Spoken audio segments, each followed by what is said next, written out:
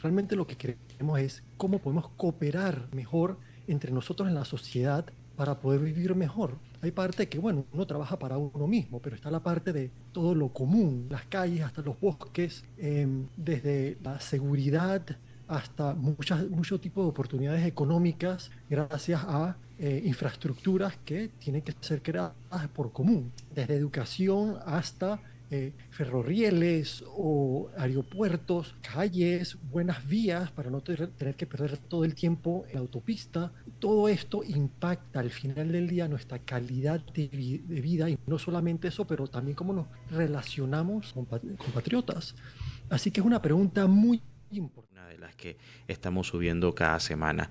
Así que, bueno, Miguel, la semana pasada hablando de semanas, ¿no? Nos quedamos un poco en el tema del gran debate y hablábamos un poco de Madison.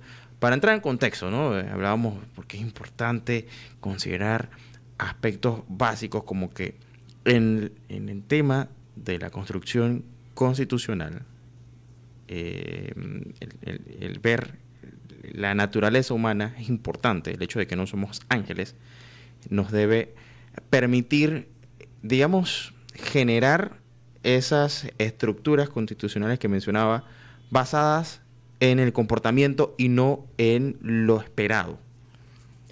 Es bien interesante que la meta final es, queremos una sociedad más justa, donde haya más oportunidades, donde al final del día las personas vivan más feliz, tengan más de aquellas cosas que hacen que valgan la pena vivir. Ahora, cuando vamos a responder esta pregunta, realmente lo que queremos es cómo podemos cooperar mejor entre nosotros en la sociedad para poder vivir mejor. Hay parte que, bueno, uno trabaja para uno mismo, pero está la parte de todo lo común, desde las calles hasta los bosques, desde la seguridad hasta mucho tipo de oportunidades económicas gracias a infraestructuras que tienen que ser creadas por común, desde educación hasta ferrorías o aeropuertos, calles, buenas vías para no tener que perder todo el tiempo en la autopista. Todo esto impacta al final del día nuestra calidad de vida y no solamente eso, pero también cómo nos relacionamos a nuestros compatriotas. Así que es una pregunta muy importante, porque a veces cuando hablamos de, bueno, es constitución, aparentemente se siente como que un poquito fuera de contexto, pero esto no es algo afuera de contexto, es algo que realmente nos impacta y a través de cómo nos organizamos podemos facilitar o dificultar esta colaboración común. Así que hay dos formas de colaborar. Una es simplemente pensando en el prójimo, no pensando en tu interés propio, sino pensando en el beneficio al prójimo, tipo comunismo. Y no es que no sea algo que no exista, mucho de lo que nuestras acciones van hacia esos medios y metas, pero el día al día, la gran mayoría de las personas, en la gran mayoría de sus decisiones están siendo tomadas por interés propio. Y no es que el interés propio sea malo, solamente puede terminar siendo malo cuando hay un conflicto entre el interés propio y el interés común. Así que hay dos formas de ver el problema. Uno es que no piensen en el interés propio, nada más en el interés común. La otra, y este fue el gran debate, era, ¿es eso la única manera de solucionar el problema o hay otra? Y el gran debate era aquellos proponiendo una segunda manera de solucionar el problema, que es alinear el interés propio de los políticos y las personas en común con el interés común. Ya no es que la persona ignore su interés propio, sino es que siga actuando en interés propio, pero gracias a la situación en la que ha sido puesta la persona, ese interés propio se alinea lo más perfectamente posible, nunca va a ser completamente perfecto, pero lo mejor posible con el bien común. Mientras más acerques el interés propio con el interés común, las personas actuarán mejor sin saber que lo hacen, sin necesitar ellos dar o perder algo y nada más pensar en el prójimo bueno, así sea que ellos pierdan algo, ya no tienen que perder nada. Y es más o menos la misma matemática de la Claro. economía, mientras las personas actúan eh, trabajando por su propio bienestar, hace que todo el mundo viva mejor. Más o menos la misma matemática, pero en la política. Y de esto se trataba el gran debate. Ahora, yo pienso un poco, Miguel, por ejemplo, hace un tiempo estuve en una compañía que te pagaban adicional si no tenías ninguna tardanza. Y es interesante porque había como que esta especie de conciencia de que no querías perder una bonificación que era muy buena y la verdad era muy, muy, muy alta para un aspecto que en otro lugar, pues, es parte de, o sea, te sancionan si llegas tarde. Pero el hecho de que te están remunerando por no llegar tarde, sino por estar en tiempo, era un incentivo que muy pocos querían perder. Entonces no había como que eh, había muy poco interés en llegar tarde precisamente porque querías ese incentivo que era lo suficientemente bueno como para que favorecieras también a la empresa y evitaras, digamos, esas tardanzas. Es ahí, digamos, un poco ejemplificando lo que mencionabas. El que trabajaba Es un lo tipo de hacía, ejemplo, definitivamente. sí, exacto, en busca de su interés propio. Yo quiero ganar este bono y por eso hago lo que tengo que hacer. Al final, cada uno gana, ¿no? Entonces hay dos temas. Uno es crear incentivos positivos para que las Por personas supuesto. quieran actuar conforme a lo que consideramos correcto. El otro es eliminar incentivos negativos que mueven a la persona a actuar de manera equivocada. Porque imagínate si ese mismo incentivo fuera, te pagaban para llegar tarde, ¿quién hubiera llegado temprano? Y cuando comenzamos a ver cómo está estructurado nuestro gobierno, le están pagando a las personas para llegar tarde. Ayer fue en los Estados Unidos, aquí en Texas, la conmemoración, 4 años de la muerte de la especialista Vanessa Guillén Ujú. en, en Fort Hood. Es bien interesante el tema este porque toca lo que estamos hablando, de incentivos positivos y negativos, porque mientras que este gran debate se dio hace, imagínate, ya 240 años en los Estados Unidos y comenzaron a cambiar sus gobiernos para eliminar conflictos de intereses, no es que los han eliminado todos. Y siempre hay cambios en el sistema de gobierno, en la estructura de las instituciones y van creando roces o conflictos negativos. Por ejemplo, cuando comenzaron a aceptar a mujeres adentro de la Armada en ciertos aspectos que antes no estaban. Desde hace 30 o 25 años comenzó a haber bastantes violaciones, así como fueron incorporando a las mujeres en la Armada, un número significativo de violaciones. Pues bueno, hace 4 años esta señorita fue asesinada y habían pasado 2 semanas de su muerte o de su desaparición y nadie sabía nada de ella. Y estaba la madre, que era una mexicana, desesperada por encontrar qué había pasado con su hija. Y ahí la hija la había estado llamando por teléfono que estaba aterrada porque estaba sido acosada sexualmente por otro soldado, pero estaba aterrada de ir a su comandante, que era la persona que ella tenía que irse a quejar, porque realmente lo que iba a pasar es que todas las medidas de represalia le iban a caer a ella, porque al comandante no le convenía que hubiera bulla sobre acoso sexual en su barraca, bueno, en su fuerte. Así que ya había pasado antes que las que le iba extremadamente mal era la persona que se quejaba. Pero la estructura era así. ¿Quién era el que investiga el juez? Eran los comandantes del fuerte. Tomó 4 años, bueno, 3 años y medio en cambiar la ley esta, pero fueron 15 años de pelea sobre, oye, no puedes tener a alguien que tiene un conflicto de interés, Por que supuesto. sea el que está siendo acosado sexualmente, tiene que ir a quejarse. Esto aparentaría obvio, pero ¿qué decían los comandantes? Es un problema cultural, literalmente era lo que decían. Las mismas cosas que hicieron en Panamá. No, vamos a cambiar porque ellos, los generales, somos personas de altos valores cívicos y morales, era lo que decían. Y no pueden confiar en nosotros que lo vamos a hacer bien.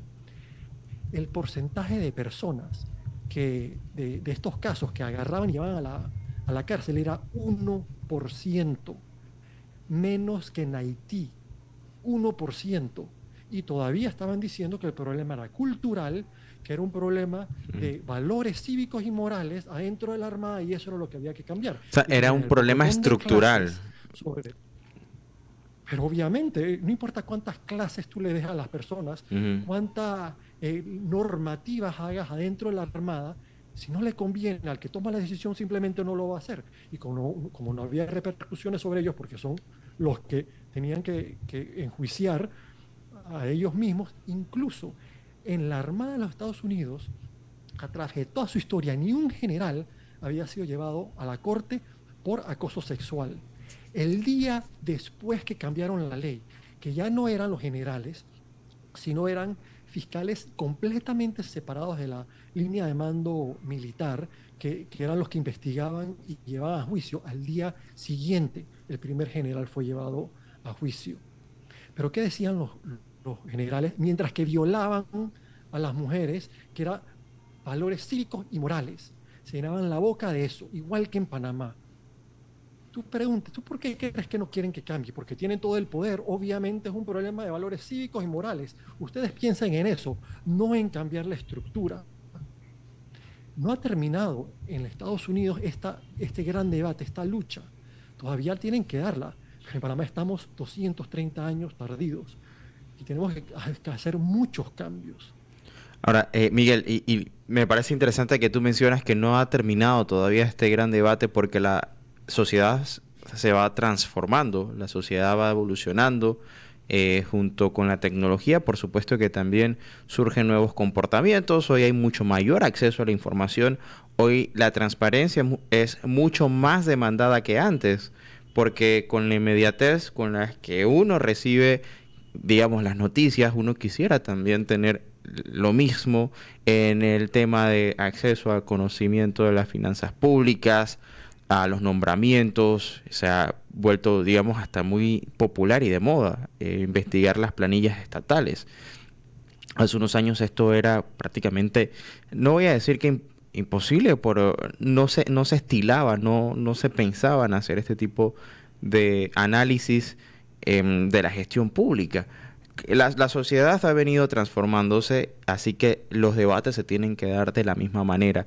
Pero lo que sí es importante, y es quizás rescatando un poco de lo que mencionabas, el aspecto de la moral y la ética en todo esto, porque, claro, al pensar en la corrupción lo relacionamos inmediatamente con el comportamiento, con la moralidad, con el nivel ético de la persona, que esto es importante y es imprescindible, por supuesto que sí.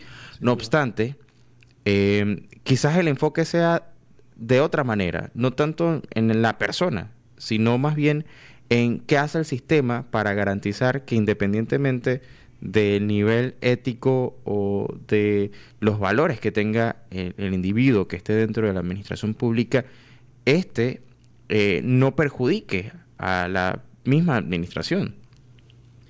Sí, los avances no siempre son para adelante, a veces son para atrás. Ok. Y en los Estados Unidos se ve eso. Hay ciertos grupos importantes en los Estados Unidos que están retrocediendo con estas ideas. Pero quitando eso, a tu punto en Panamá, el ejemplo que diste es de la mayor transparencia y la parte del, bueno, los valores cívicos y morales que son muy importantes lo son, pero la parte estructural es, bueno, tú ves que alguien lo ha hecho mal, tienes que ir a esa misma persona, a que esa misma persona se castigue a ella misma. O sea, obviamente no va a funcionar. O un aliado de él, o el que lo puso a él en el puesto, es el que lo investiga. Obviamente son grupos políticos clientelistas que el punto es, bueno, llegar al poder para beneficiar al partido y al grupo. Y no es que sean personas diferentes a tú y yo, simplemente son pues, personas que en la situación en la que están, esa es como se deben comportar. Y es muy fácil racionalizar lo que uno hace. Bueno, yo estoy ayudando a mis copartidarios. Ujú. Y eso me acuerda a un político americano, George Washington Plunkett.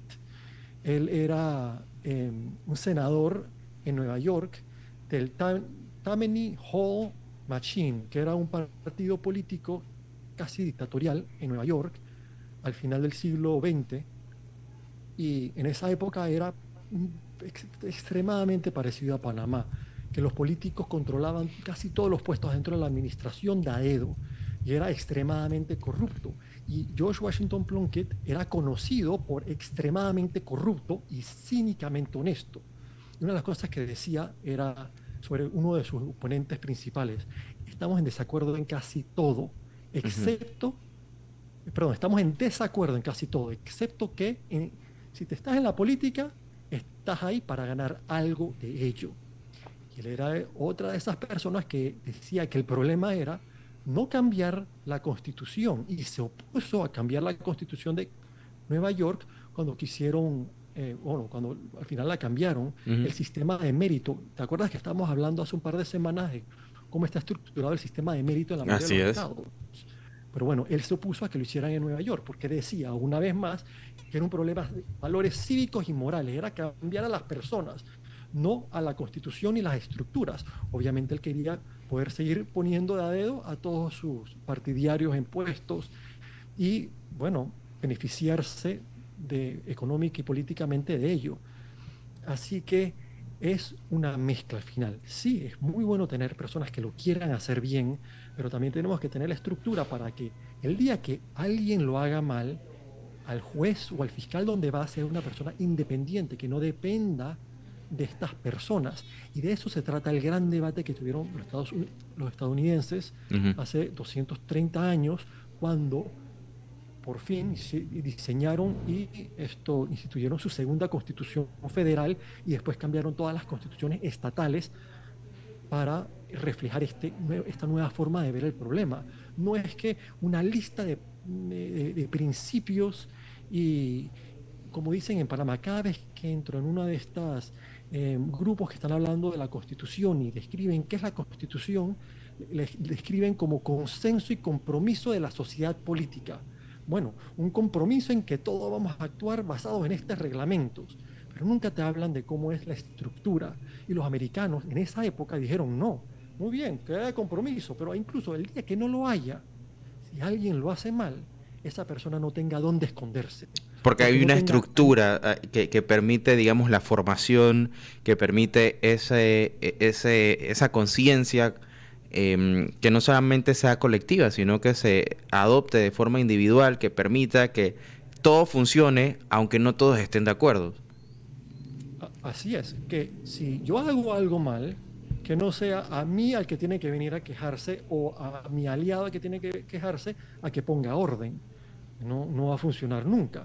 Tiene que ser alguien que tenga poder sobre mí para juzgarme, que no tenga nada que ver, que no me deba nada a mí, que yo no controle su puesto, que yo no controle sus finanzas, que su futuro en la carrera política o judicial o lo que sea no dependa de la persona que tiene que juzgar, que sería yo en este caso. Porque si depende de mí, yo voy a presionar a esa persona para que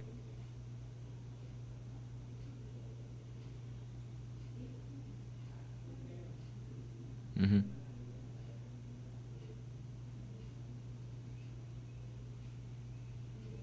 eliminado estructuralmente en los Estados Unidos.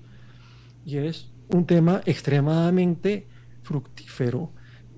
Nuestro sistema ha creado buenos frutos. Yo lo digo, hay personas muy buenas en la política y hemos visto, vamos a ver cómo actúan, pero tenemos 21 independientes.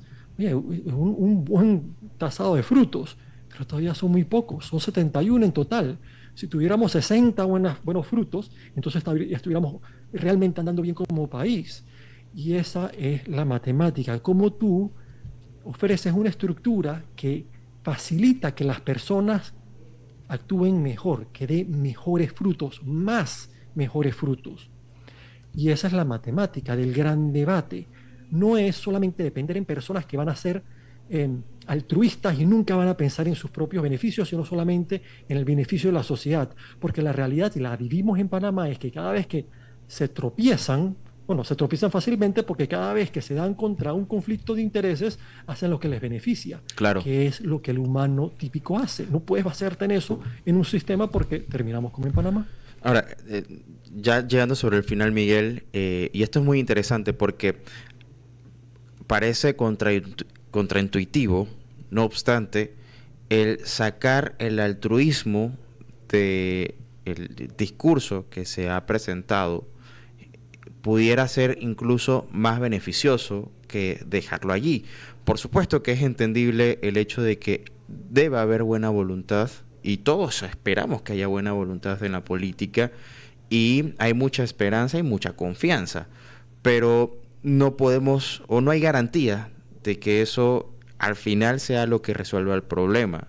O sea, la buena voluntad del político que va y se encuentra con que el sistema le impide más de 4 cosas. Entonces, quitando el altruismo, quizás encontraríamos otras formas u otros mecanismos que nos permita que la administración pública, que el aparato público tenga un mejor funcionamiento y que no solamente limite a aquel que tiene deseos de hacer las cosas bien, o bueno, que deje de limitarlo más bien, sino que también haya beneficios reales para el resto de los ciudadanos que nada tenemos que ver directamente con la política. Sencillamente esperamos que el ciudadano que optó el camino de una carrera política haga lo que tenga que hacer.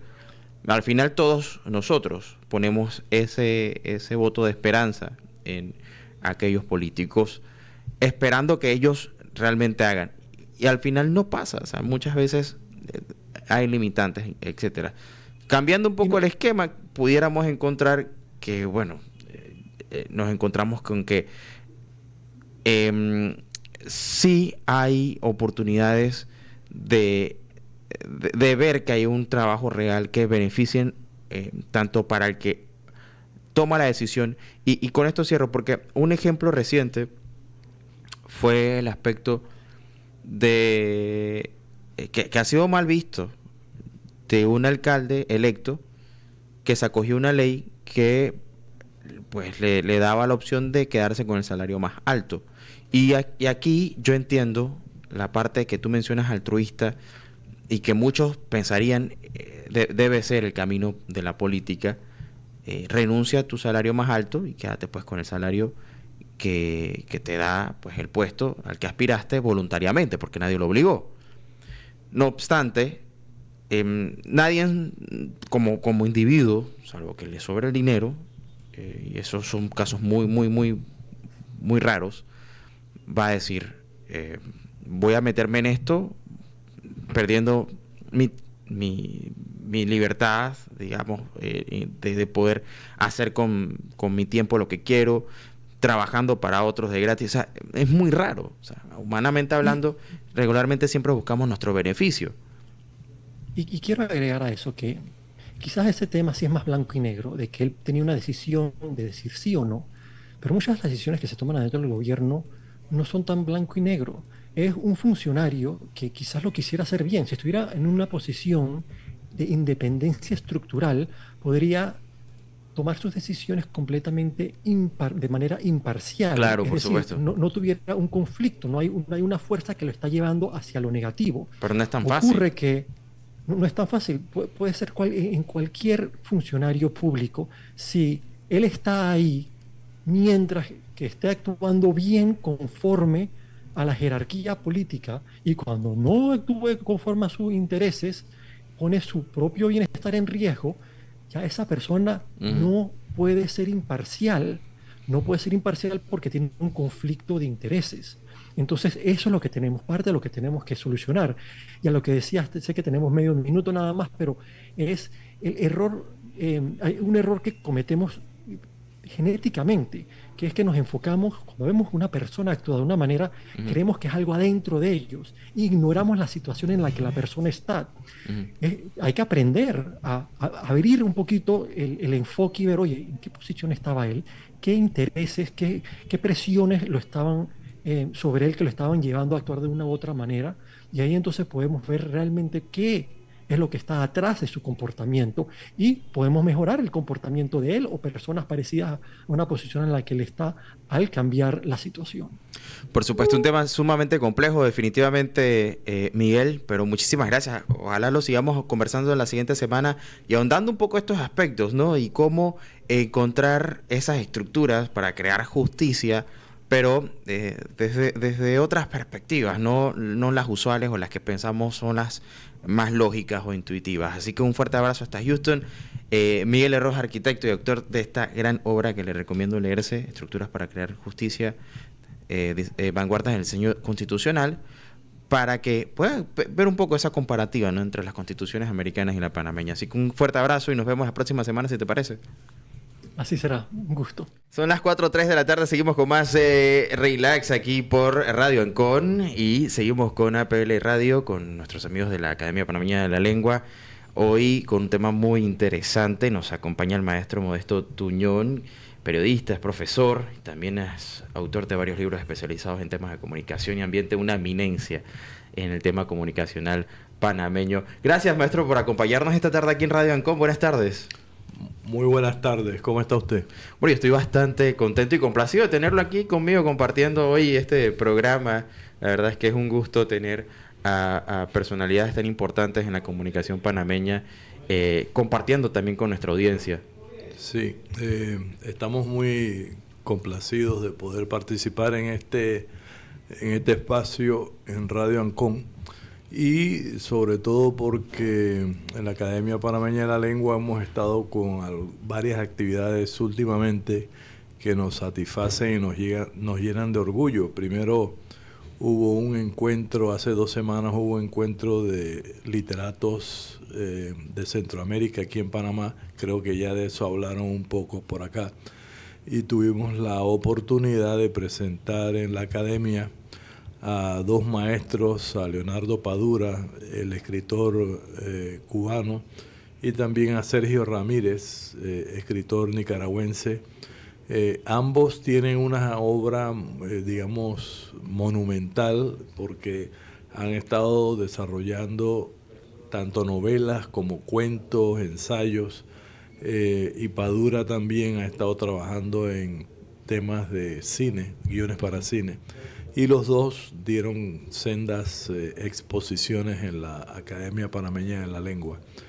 También hubo la semana pasada, el sábado, una lectura continua de la obra El ahogado del escritor Tristán Solarte. Ese autor cumple 100 años de haber nacido, y su obra es fundamental en la literatura panameña, sobre todo su novela El ahogado, que ha sido traducida a varios idiomas.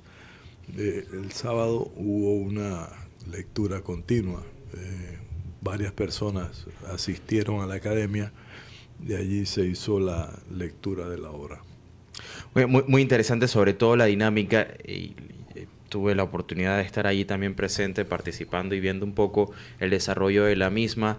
Y sin duda, esta obra hay que leérsela. Sí, es una obra fundamental en la literatura panameña, sobre todo porque ella extrae aspectos que tienen que ver con las leyendas panameñas, y los mitos, y a partir de allí hace una exposición, una ficción, teniendo unos personajes que se desenvuelven, y alrededor de ese mito se va desarrollando toda una historia en que está involucrado un poeta, gente de la población, y se va más o menos uniendo todo esto y va creando esta obra de ficción que aborda los temas del misterio, la leyenda, y todo hilado magníficamente por la imagen, por la capacidad y la técnica del poeta autor de la obra Tristán Solarte. Que cómo pinta con las letras este paisaje que te traslada sin tener que ponerte una imagen, uno se la pinta en la imaginación, es una cuestión bárbara que se disfruta. Sí, eso es la capacidad que tienen los novelistas de ubicar al lector y llenarlo tanto de emotividad como de una serie de sentimientos que el texto el texto le va dando conforme va creándose la historia y intervienen en ella los personajes. Eso es un poco lo que hay. Mire que también la semana pasada se inauguró en el Museo del Canal Interoceánico una muestra de autores panameños que han escrito sobre el canal en 5 géneros: poesía, teatro, cuento, novela, y décima. y hay una cantidad de autores que han estado desarrollando históricamente han desarrollado temas relacionados con el canal y ahora son objeto de esta exposición en el Museo del Canal Interoceánico. Bueno, yo leía más temprano, hubo una publicación que usted hacía en La Estrella de Panamá esta mañana también, y pensaba, porque mencionaba a la poesía, y digo, no podemos hablar de, por lo menos, el Cerro Ancón sin pensar en Amelia Denis de Incasa y todo lo que ha representado para el sentir patriótico, ¿no? Lo expresado incluso a través de la poesía. Creo que eso alimentó mucho esa idea de recuperar el área y hacerla nuevamente panameña. Sí, todos los escritores en todos los géneros, de alguna manera, en algún momento han tocado el tema del canal. Algunos viendo el aspecto de la construcción, los aspectos sociológicos, antropológicos y fundamentalmente las relaciones que se ha desarrollado con la población panameña y las influencias que han tenido con la población y la cultura panameña. Y es muy interesante, así que, oye, sin pensarlo mucho, no hay que indagar para darse cuenta que la literatura ha influido muchísimo en la construcción del país. Claro, así es, sobre todo dando ideas y creando ficciones a veces o cuestionando determinadas acciones o determinadas políticas o determinada situación en el país. Y de alguna manera eso ha tenido alguna influencia en la forma de ser del panameño. Si usted se da cuenta, nosotros tenemos dos países muy particulares, a un lado Colombia y al otro lado Costa Rica, y somos muy diferentes, incluso aunque hayamos pasado casi un siglo unidos a Colombia, nosotros no tenemos, digamos, acentos parecidos a los colombianos y tampoco tenemos acentos parecidos a los costarricenses. Y somos un país con una identidad y una particularidad en cuanto a su cultura, que tiene aspectos muy definitorios y muy diferentes a lo de los países vecinos que nos circundan. Pero lo paradójico es que no nos parecemos tanto a esos países, pero digamos nuestra habla es más parecida al Caribe. Y Panamá está en el Pacífico, la ciudad. Claro, la ciudad está en el Pacífico y se habla casi con las mismas características que el habla en los países del Caribe, Puerto Rico, Cuba y República Dominicana. El Caribe colombiano también es muy similar. Así es. Incluso hay pueblos en Cuba, Santiago, por ejemplo, que la gente habla tiene un habla cubana que es diferente a la de La Habana, pero más parecida a la de Panamá. Entonces, cuando un panameño está en La Habana, le pregunta, ¿tú eres de Santiago, chico? Entonces, no, yo soy panameño. No, pero tú hablas como si fueras de Santiago. Y así, esas particularidades tenemos. Yo me quería referir, si me permite, por supuesto que sí, a algunas palabras que están en la lengua, en nuestra lengua, que las usamos, están en nuestra habla, las usamos normalmente, y que quizás por la relación con los americanos que estuvieron aquí por casi 80 años, tenemos algunas palabras que se derivan, algunos anglicismos que se derivan del inglés, lógicamente, y que de pronto en algunos países no se utilizan, ¿no? Por ejemplo, la palabra guachimán es un anglicismo que proviene de la palabra watchman, el hombre que cuida, el cuidador. Entonces, en Panamá se usa esa palabra y está consignado en los diccionarios del español de Panamá como una palabra que es de uso acá en Panamá. Hay otra palabra que probablemente su generación no la emplea, pero que también pertenece a este fenómeno, que es la palabra tifitear. Es una palabra que proviene del inglés, viene del sustantivo thief, que quiere decir ladrón, y el verbo to thief, que es robar o tomar algo sin autorización. Entonces, yo recuerdo que cuando era un niño usábamos mucho esa palabra en el barrio. Oye, y tú vas a tifitearte las pastillas, voy a tifitearle un pedazo de dulce a mi mamá para probarlo.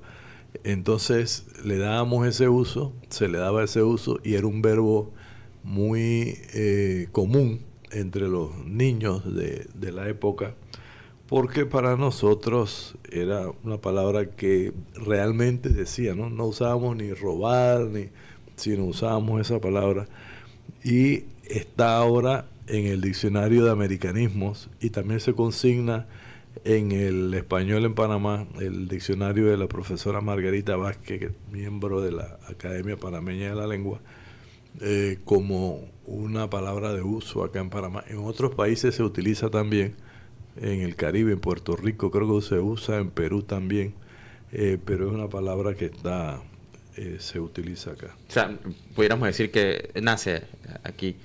Prácticamente, Claro. se usa en otros países también, pero aquí tuvo un uso muy...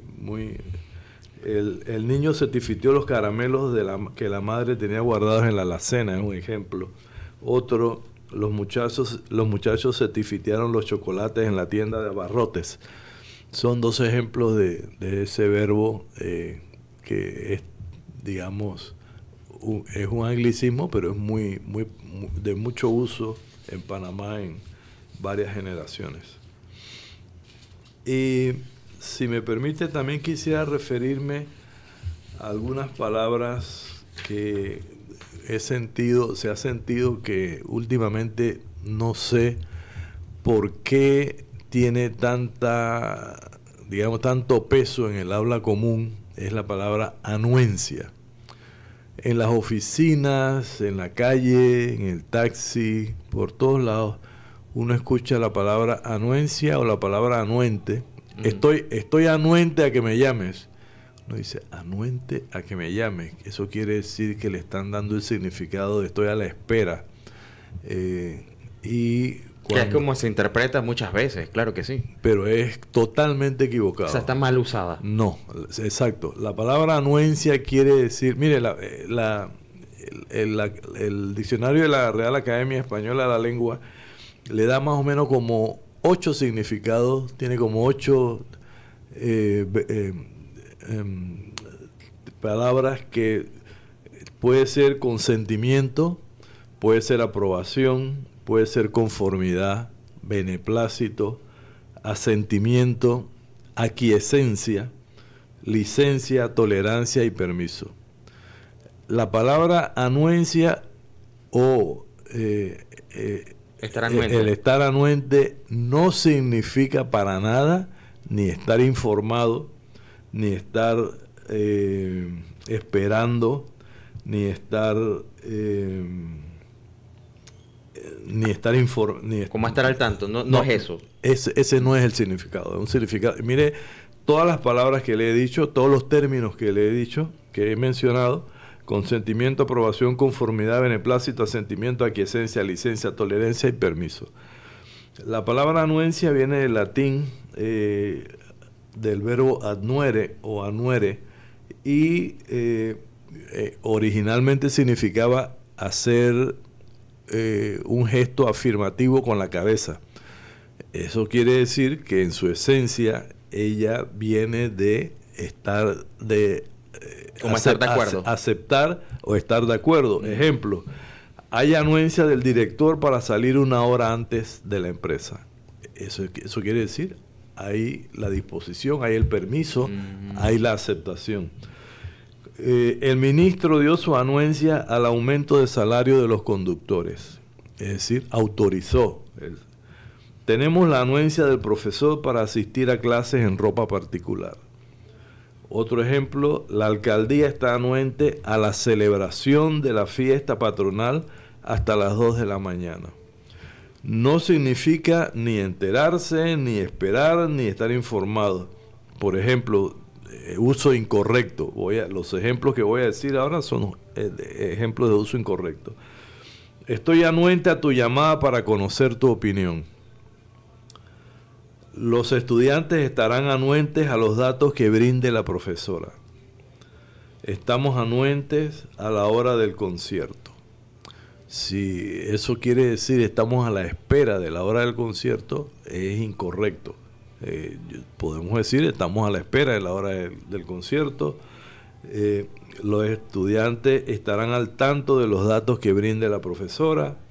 Estoy esperando o a la espera de tu llamada para conocer tu opinión. Entonces, no significa, y yo no sé de dónde ha salido ese uso que le dan a anuente o a anuencia y que no tiene nada que ver. O sea, se tergiversó completamente el significado. Así es, no tiene nada que ver ni con aceptación, ni con aprobación, ni con beneplácito o con permiso. Esos son los significados que la Real Academia de la Lengua le da a esta palabra. Bueno, también me gustaría ver un fenómeno que hay, es decir, así como la palabra anuencia ha tenido una derivación errada, hay palabras que históricamente sí han tenido una transformación en cuanto al uso semántico, a su significado y a la forma como se utiliza históricamente. Por ejemplo, la palabra álgido o álgida, un adjetivo, que es, por ejemplo, cuando en una pelea o discusión se produce un momento muy crítico, uno dice que hay un momento álgido. Tendemos a entenderlo como lo más caliente, el de más tensión, el más crítico o culminante. Eso es lo que normalmente se dice. Y la Academia de la Lengua lo constata, ya que en 1853 estaba en la definición de la Academia, pero no siempre fue así, porque hubo una época en que álgido quería decir lo que hiela. Ok, como totalmente diferente. Exactamente lo contrario. Exactamente lo contrario. Entonces es una palabra que ahora, como históricamente tuvo ambos significados, ahora se utiliza en ambos sentidos. O muy caliente o muy frío. Qué interesante. O sea, y ambas hoy día son aprobadas, ¿no? Sí, ambas están, históricamente avanzaron esa palabra avanzó con ese significado. O sea, que todo va a depender mucho del contexto de la conversación para entender el significado en ese momento de la palabra. Claro. Otra palabra que también llama la atención, porque históricamente cambió de sentido, es la palabra villano. La palabra villano estaba en el diccionario de la Academia desde hace mucho tiempo, de 1495, ya existía con el significado de persona que vive o que mora en una villa, es decir, en un pueblo. Claro, que hace sentido, ¿no? Sí. De villa. Por ejemplo, aquí en Los Santos, la gente que vive en la villa le dicen villanos. Claro. Pero en México, por ejemplo, apareció el significado en el diccionario del español en México. La palabra villano quiere decir quien comete acciones negativas y dañinas. Por eso también se habla de héroes y villanos. Es decir, el villano es el que está enfrente o en contra del héroe. Incluso ahí han visto una película que se llama Mi villano favorito. Es decir, la persona que hace maldades. Ese antihéroe, ¿no? Sí, el antihéroe se le llama villano. Y es una palabra entonces que históricamente tuvo dos significados. Primero, el que vive en una villa, el que vive en un pueblo, villano, villano. Y luego el significado, el adjetivo para o sustantivo para referirse a quien comete acciones negativas o dañinas. El otro caso tiene que ver con la palabra antro. La palabra antro históricamente era una cueva, una caverna o una gruta. Y así lo consignaba el diccionario. Pero modernamente, no sé por qué razón, y quizás es un poco por digamos, el aspecto físico, la palabra antro se utiliza para denominar un local, un establecimiento, una vivienda que tiene mal aspecto o mala reputación. Por eso le dicen antro a los lugares, a las discotecas o a los lugares oscuros donde se puede encontrar cualquier asunto negativo y se le llama antro.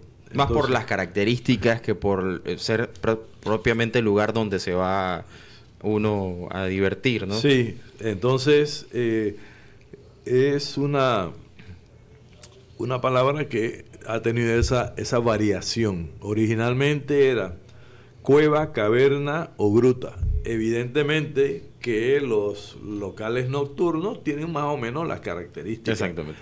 Oscuros, abovedados, y entonces por esa razón les llamaban antro, pero fundamentalmente el sentido que se le ha dado ahora desde el punto de vista sociológico es que son locales donde hay mala reputación, locales feos.